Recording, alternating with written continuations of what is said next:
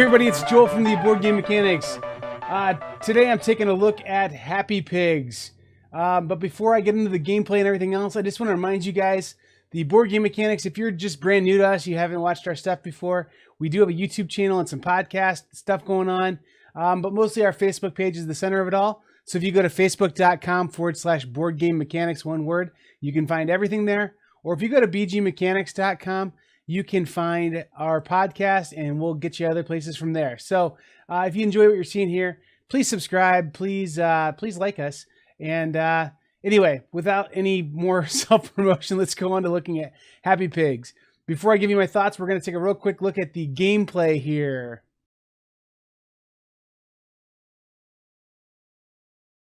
So here we have Happy Pigs. Basically, you start off with one field and some money, and you're going to invest that money to try and become a better farmer. So you can buy more fields, buy more pigs, buy a bunch of stuff to start the game off.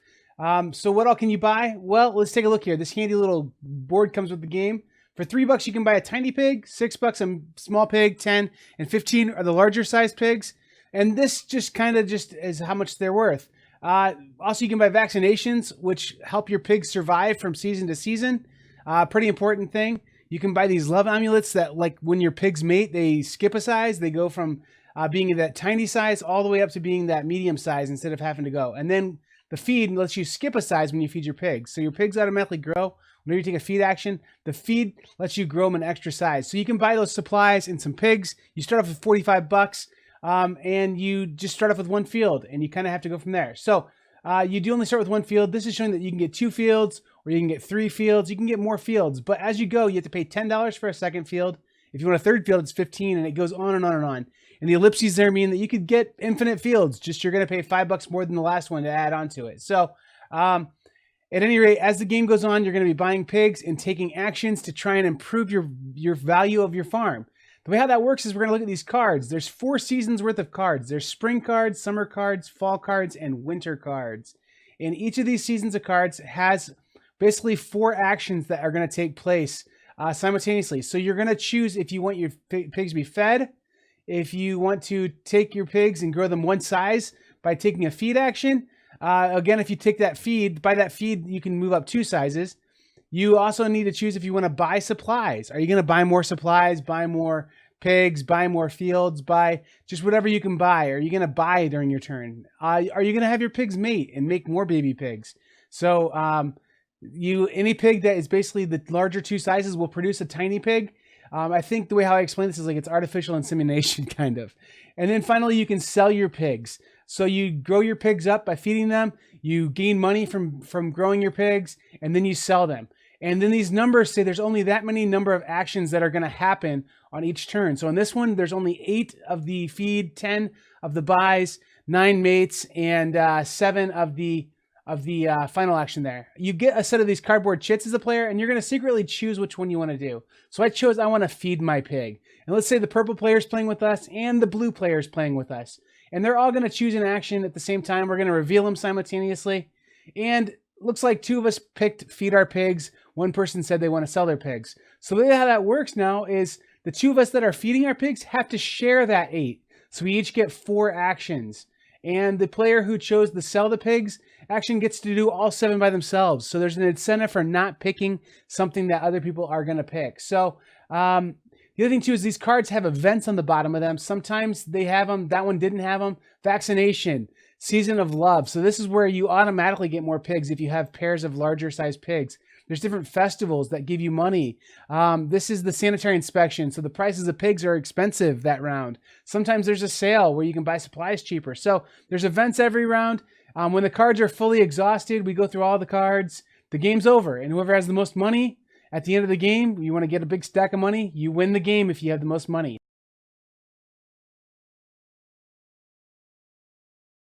So that is roughly how you play Happy Pigs. You want to have the most money at the end of the game and be able to be more clever than the people you're playing against. Try and pick unique actions that aren't going to be duplicated by other players so you can get more of those actions, and try and figure out when the best time to sell those pigs are. So it's a very simple game. I play this one with my dad, who is really not an advanced gamer at all, and he really enjoys it. It's a lot of laughs, a lot of fun. It's just a good game, a really good game. It doesn't seem like there's much to it when you explain it, but once you're playing it, you start to understand there are meaningful decisions in there. Do I want to try and avoid what other people are doing? Do I want to do what other people might be doing? But the benefits are so great because the timing's right and there's an event going on that's going to really help me.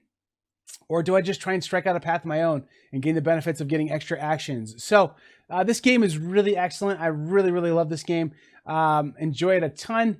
And so here are some specific reasons why I do love this game. One, almost anyone can play this game. You could play this game with below even entry-level gateway gamers. I mean, this is something that you can explain 4 actions to someone and then a few little boons and power-ups, and someone's playing this game. I've seen 8-year-olds play this game. It's not a very difficult game to play. Something that people aren't going to be intimidated by because the art is very accessible, very fun. 2, it scales well. So this is what's interesting about this game. It plays so very differently at every player count. So if you're playing this game at 6 people, I don't know if it goes to 6, 5 people, it's going to play totally different than at 3 people because the amount of actions that are on those cards doesn't change. That's static, but the number of players is dynamic. It changes. So in some games, the game is very generous. You get all the actions you'd want. In other games, it's very stingy. You can't get anywhere near the actions you want to get. So in those games where you have a higher player count, it's much more important to think about psychology of other players and what they're picking. Whereas in a lower player count, it's all about just figuring out how to maximize your economic engine.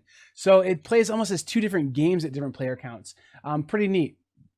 It also is the cheapest expansion that I've ever seen. For $5, you get like a ton of extra pigs and extra, or they're not pigs, they're sheep and chickens and cows. Like you get 3 other, triple the amount of little cardboard chits that you have in the game for $5, which is, I personally think pretty cool that you can play with those other things. If you play a 4-player game, each person can kind of have their own little like personal, I'm a pig farmer and I'm a cow farmer and I'm a chicken farmer. And you can get ducks, I know as well, and you can get penguins as well. So there's all kinds of different little expansions that add to the cuteness of this game.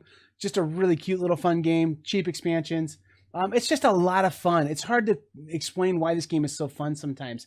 It's just a fun game. It's not real brain burny. It's interactive because you're kind of trying to figure out what other players want to do and try and steal from them a little bit. So it's just a very interactive game, very quick game. And fans of economic games will love this game, I think, because it feels like you're building an economic kind of model thing, trying to make money. It's just a simple economic game. It doesn't involve a lot of like calculations of routes or investments or whatever. It's just, how do I make the most money? How can I get this farm to produce the most stuff and have the most money? It's just a very simple, but not overly simple, just kind of economic game. Are there drawbacks? There are. Heavier gamers will scoff at this game. It's a fact. People who love like real heavy games and real heavy economic games will go, okay, this is a child's game. And I get their feeling on that. It looks like a kid's game. Like at the board game shop where I bought this game, they had this game in with the children's games. So it definitely looks like a child's game.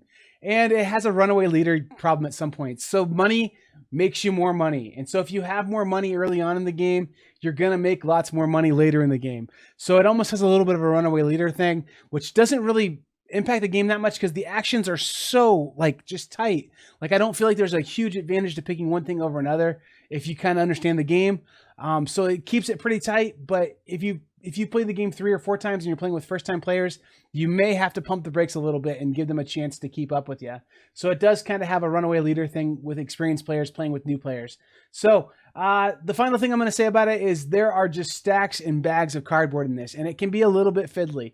So arranging all your little pigs and stuff on one field, making them fit, kind of like those, patchwork and games like that, but the shapes are just much more simple. That can be fiddly at times. So those are the drawbacks. Overall, though, what do I think? Well, I think that the strengths of this game far outweigh the fiddliness and the bad things in this game.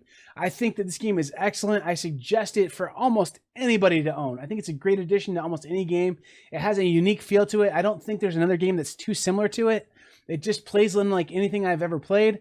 And it's not like crazy, weird adding gimmicks type thing. It's just action selection and then like just a basic thing happens based on your action selection. So I mean, it's just, in the action selection's even not really similar to like Race for the Galaxy or anything like that, or Puerto Rico or anything like that. It's just the most basic light action selection type, grow your pigs, make your farm awesome game. So I think this game's awesome. I give this game a definite approval.